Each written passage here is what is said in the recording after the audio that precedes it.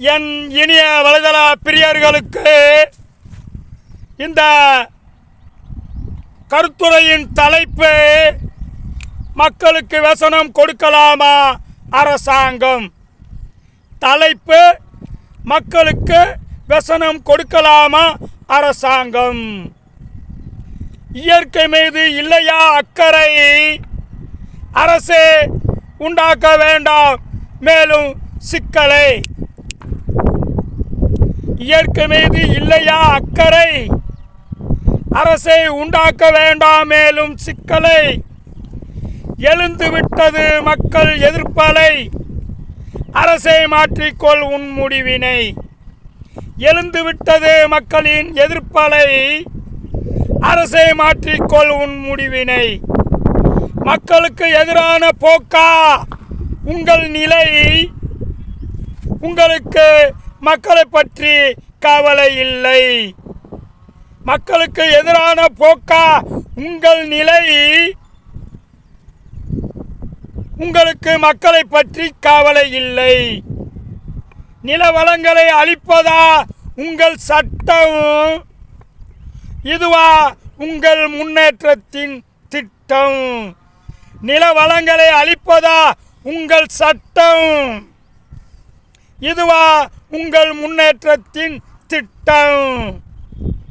பூமியின் கனிம வளங்களை துளைத்து அதை நாசப்படுத்துவதை நிறுத்து.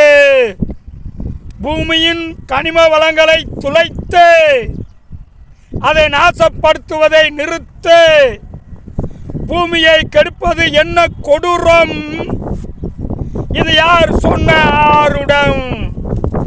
பூமியை கெடுப்பது என்ன கொடூரம், இது யார் சொன்ன ஆருடம். சட்டம் உங்கள் வசம், அதற்காக விவசாயத்தை ஆக்கலாமா நாசம். சட்டம் உங்கள் வசம், அதற்காக விவசாயத்தை ஆக்கலாமா நாசம். இதை நினைத்து மக்கள் படுகிறார்கள் व्यसனம். மக்களுக்கு व्यसனம் கொடுக்கலாமா அரசாங்கம். இதை நினைத்து நினைத்து மக்கள் படுகிறார்கள் व्यसனம். மக்களுக்கு व्यसனம் கொடுக்கலாமா அரசாங்கம். இனிமேலாவதும் மக்களுக்கு அரசே व्यसனம் கொடுக்கும் பொருட்டு மக்கள் விஷத்தை அறிந்து விஷத்தை குடித்து மடிவதை தவிர வேறு வழி இல்லை. அரசாங்கம் பரிசீலிக்குமா அல்லது விவசாய மக்களை பரிதவிக்க விடுமா என்பதை வரும் காலம்தான் தீர்மானிக்கணும். அந்த காலமே இவர்களுக்கும் அரசுக்கும் நல்ல மனதை கொடுத்து மக்கள் படும் துயரங்களில் இருந்து விடுப்பு கொடுக்குமா என்பதை எதிர்காலமே பதில் சொல்லட்டும் என்று எதிர்காலத்தின் மீது அவர் பொறுப்பை திணித்துவிட்டு விடைபெறுகிறேன். நன்றி, வணக்கம்.